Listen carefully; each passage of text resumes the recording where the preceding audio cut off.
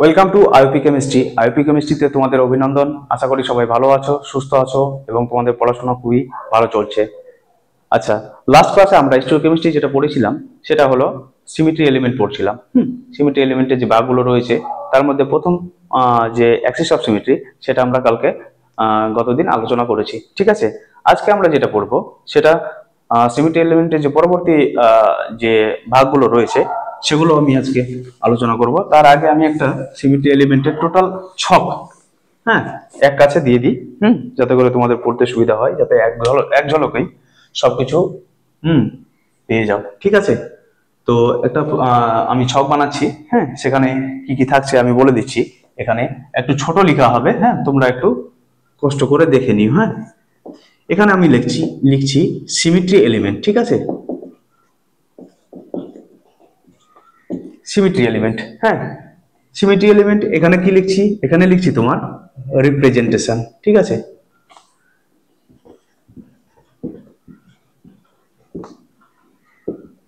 এটা হলো তোমার রিপ্রেজেন্টেশন। ঠিক আছে, আচ্ছা এখানে হলো, এখানে তার কাজ কি, অপারেশন কি। ঠিক আছে, আচ্ছা এখানে হলো এক্সাম্পল। ঠিক আছে, আচ্ছা প্রথমে যেটা ছিল সেটা হলো অ্যাক্সিস অফ সিমেট্রি। ঠিক আছে,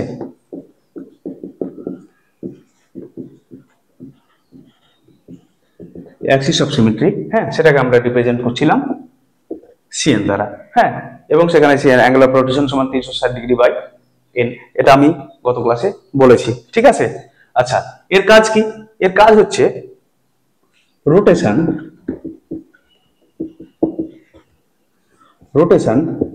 অ্যালং দ্য অ্যাক্সিস।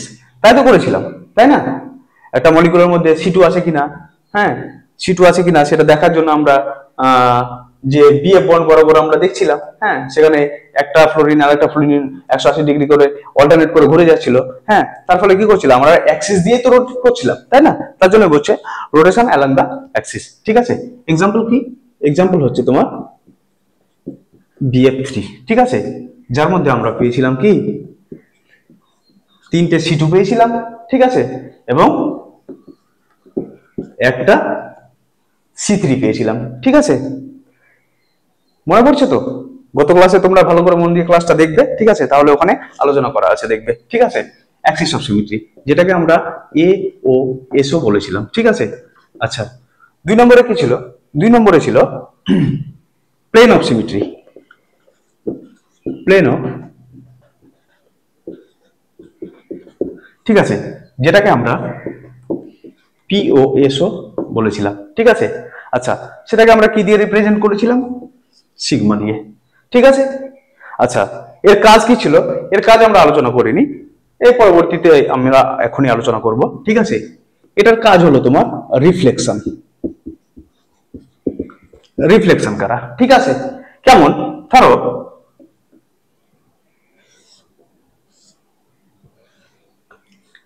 এটা একটা ট্রায়াঙ্গেল। ঠিক আছে, এই ট্রায়াঙ্গেলে যদি আমরা প্লেন অফ সিমেট্রি, প্লেন মানে কি? প্লেন মানে একটা প্লেন পাস করব। ঠিক আছে, কোন একটা মলিকুল দিয়ে তার মধ্যে দিয়ে আমরা একটা প্লেন পাস করব। সেই প্লেন পাস করার পরে যদি আমরা ইকুইভ্যালেন্ট স্ট্রাকচার পাই, ঠিক আছে, তাহলে সেটা বলবো আমরা কি আছে সেখানে প্লেন অফ সিমেট্রি প্রেজেন্ট আছে। ওকে, আচ্ছা তাহলে আমরা ধরো এই ট্রায়াঙ্গেলটার মধ্যে দিয়ে একটা প্লেন পাস করছি। ঠিক আছে, এটা একটা প্লেন পাস করলাম। ঠিক আছে, এর লেফট হ্যান্ড সাইডে যেটা আছে, রাইট হ্যান্ড সাইডে যেটা আছে, ঠিক আছে, সেটা দেখো ইকুইভ্যালেন্ট। ঠিক আছে, তার জন্য এটাকে বলছে রিফ্লেকশন। কি করছে? এই প্লেনটা এইটাকেই তো রিফ্লেক্ট করে এটা দিচ্ছে, তাই না? তার জন্যই বলছে এর কাজ হলো রিফ্লেকশন। ঠিক আছে, আচ্ছা তারপরে যেটা আমরা আলোচনা করব সেটা হলো 3 নম্বরে centre of symmetry. Centre of symmetry, যেটাকে আমরা সিওএস বলেছিলাম, এবং তাকে আমরা রিপ্রেজেন্ট করব আই দ্বারা। ঠিক আছে, এর কাজ কি? এর কাজ হলো ইনভার্সন করা। ইনভার্সন মানে কি? ইনভার্সন মানে টোটালি চেঞ্জ করে দেওয়া। ঠিক আছে, কেমন?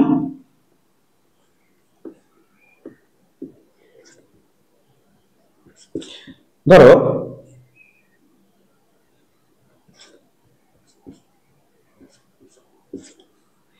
একটা মলিকুল রয়েছে, ঠিক আছে।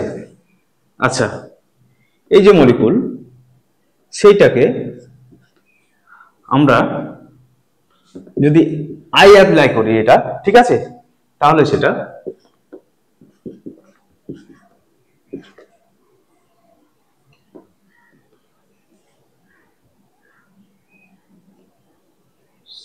C1, ঠিক আছে, ও ড্যাশ, ও ডবল ড্যাশ, ঠিক আছে, ও ডবল ড্যাশ C1 ও ড্যাশ, ঠিক আছে, এইটা পাবো আমরা। অর্থাৎ এক্স ওয়াই জেড অ্যাক্সিসে যদি থাকে কোনো একটা মলিকুল, তাহলে যদি আমরা আই অ্যাপ্লাই করি তাহলে সেটা হয়ে যাবে কি minus x minus y minus z. বুঝতে পারলে? মানে টোটালি ইনভার্ট হয়ে যাবে। হ্যাঁ, আচ্ছা, যখন আমি সেন্টার অফ সিমেট্রি আলাদাভাবে আলোচনা করছি তখন আমি এই জিনিসটা তোমাদের পরিষ্কার করে বুঝিয়ে দেবো, ঠিক আছে। আচ্ছা, এরপরে যেটা আছে তোমার অল্টারনেটিভ অ্যাক্সিস অফ সিমেট্রি।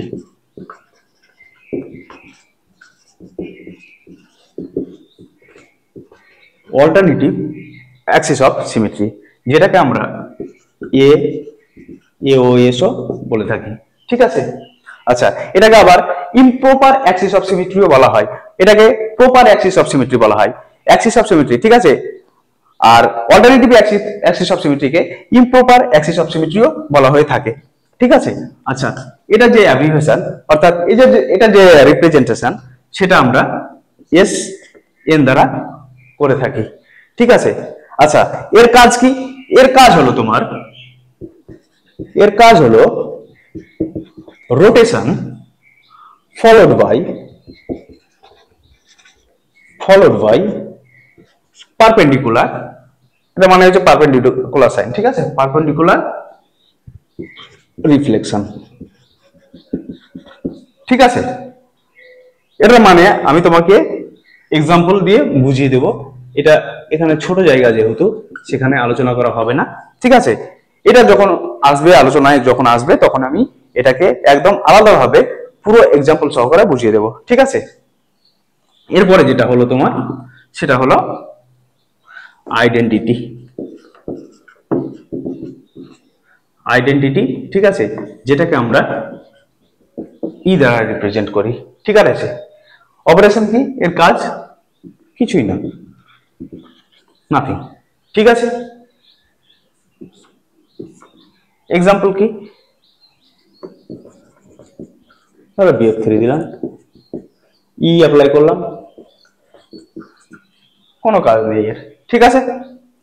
আচ্ছা, হলো, লেখা হয়েছে তোমাদের? আচ্ছা, মিটাই এবার। কালকে আমরা যেটা আলোচনা করেছি সেটা অ্যাক্সিস অফ সিমেট্রি আলোচনা করেছি। আজকে যেটা করব সেটা হলো plane of symmetry. Plane of symmetry কি? প্লেন অফ সিমেট্রি হলো তোমার এখানে একটা প্লেন যেটা কি করবে না সিমেট্রিকে ডিফাইন করবে, ঠিক আছে। তাহলে ধরো কোন একটা মলিকুল BF3 সাপোজ, কালকে আমরা BF3 নিয়ে আলোচনা করেছিলাম, ঠিক আছে। আজকে সে আলোচনা আমরা কন্টিনিউ রাখবো, সেটা প্লেন অফ সিমেট্রি দ্বারা, প্লেন অফ সিমেট্রি, যেটাকে আমরা সিগমা দ্বারা রিপ্রেজেন্ট করি, ঠিক আছে। আচ্ছা, তাহলে আমরা BF3 মলিকুল নিয়ে নিব, ঠিক আছে।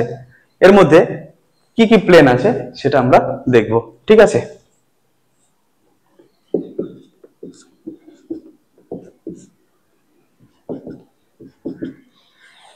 BF3 মলিকুল নিলাম, ঠিক আছে। এইবার দেখো, আমরা এই মলিকুলের এমন একটা পজিশন দিয়ে একটা প্লেন পাস করব যাতে করে আমরা কি ইকুইভ্যালেন্ট স্ট্রাকচার পাই, ঠিক আছে। দেখো, আমরা যদি এই বিএফ বন্ড বরাবর, ঠিক আছে, এই বিএফ বন্ড বরাবর আমরা একটা প্লেন পাস করি, ঠিক আছে। তাহলে আমরা কি করব, 1 মিনিট, তাহলে আর একটা পেন আনি আমি।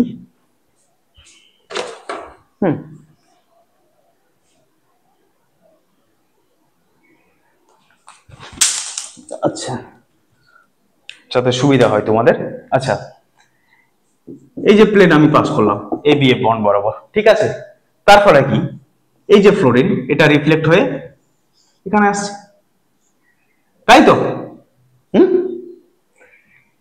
এই ফ্লোরিনের রিফ্লেকশন এটা তো একইভাবে দেখো,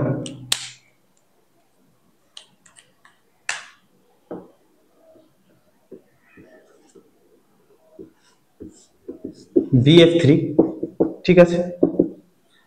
আমি যদি এই BF বন্ড বরাবর একটা প্লেন পাস করি,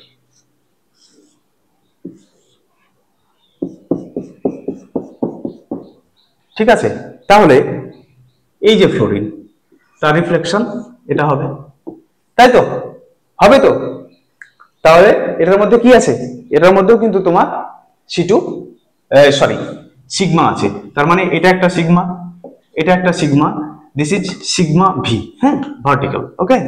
কারণ আমরা যে BF3 মলিকিউল করছি এটা তোমার এইভাবে ভার্টিক্যালি করছি, ঠিক আছে। একটা হয় হরিজন্টাল, একটা হয় ভার্টিক্যাল, ঠিক আছে। আচ্ছা, এই সিগমা আবার বলে দিই এটা প্রথমে, ঠিক আছে।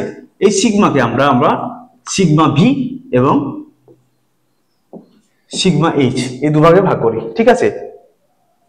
সিগমা ভি হলো ভার্টিক্যাল প্লেন বরাবর এবং সিগমা এইচ যেটা সেটা হলো হরিজন্টাল প্লেন বরাবর, ঠিক আছে। সিগমা এইচ কিভাবে আসে সেটাও আমি দেখাচ্ছি, ঠিক আছে। BF3 মলিকুলের এ একটা সিগমা ভি পেলাম, এ একটা সিগমা ভি পেলাম। আচ্ছা, আরেকটা দেখো, এই যে BF3, ঠিক আছে, আমি এই বরাবর একটা প্লেন টানছি, হ্যাঁ, এই যে এই বরাবর, ঠিক আছে, এটাও একটা সিগমা ভি, ঠিক আছে। আচ্ছা, এই সিগমা ভি দেওয়ার ফলে এই ফ্লোরিনের রিফ্লেকশন কিন্তু এইটা, বোঝা যাচ্ছে না? বোঝা যাচ্ছে তো? আচ্ছা, তাহলে আমরা এখানে কি পেলাম, BF3 ক্ষেত্রে আমরা এখানে 3টে সিগমা ভি পেয়েছি, ঠিক আছে, পেলাম তো? আচ্ছা, আর কি আছে, এই যে BF3 মলিকুল,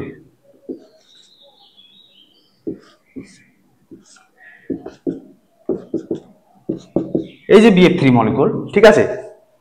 এই BF3 মলিকুলের মধ্যে আমরা সিগমা এইচ আছে কিনা সেটা দেখব, ঠিক আছে। সিগমা এইচ আছে কি, সিগমা এইচ মানে কিন্তু এই যে স্লাইস কাট যেটা, ঠিক আছে, এটা হলো সিগমা হরিজন্টাল, মানে এইটা যদি একটা স্ফেরিক্যাল অ্যাটম ভাবি, ঠিক আছে, এবং এই যে প্লেন বরাবর, এই প্লেন বরাবর যদি আমি স্লাইস কাট কাটি, মানে কি, মানে হলো তোমার এইটা ধরো, এটা ধরো এফ মলিকুল, ঠিক আছে, এই সরি এফ অ্যাটম, হ্যাঁ, দাঁড়াও 1 মিনিট, এটা ধরো তোমার এফ অ্যাটম, ঠিক আছে, স্ফেরিক্যাল, এটা যেহেতু স্ফেরিক্যাল নেই তো ও ধরে নাও, ঠিক আছে, স্ফেরিক্যাল। এই স্ফেরিক্যালকে যদি আমি স্লাইস কাট কাটি, স্লাইস কাট মানে এই যে অর্ধেক করে দিই মিডিল বরাবর, ঠিক আছে, তার মানে কি উপরে একটা হেমিস্ফিয়ার হবে, নিচে একটা হেমিস্ফিয়ার হবে, ঠিক আছে। এই যে স্লাইস কাটটা আমি কেটেছি, ঠিক আছে, এই যে BF3 মলিকুল এর যদি আমি স্লাইস কাট কাটি মানে মিডিল বরাবর কাটি, মিডিল বরাবর কাটি, মিডিল বরাবর কাটি, তাহলে এই যে এফ এর অর্ধেক হাফ উপরে অর্ধেক হাফ নিচে, বি এর অর্ধেক হাফ উপরে অর্ধেক নিচে, এর অর্ধেক উপরে অর্ধেক নিচে, এর অর্ধেক উপরে এর অর্ধেক নিচে, তার মানে কি আমরা একটা সিগমা এইচও পেয়ে গেছি, ঠিক আছে। তার মানে এখানে একটা সিগমা এইচও প্রেজেন্ট আছে, বোঝা গেল? তাহলে BF3 মলিকুলের প্লেন অফ সিমেট্রি আমরা আলোচনা করলাম, ঠিক আছে।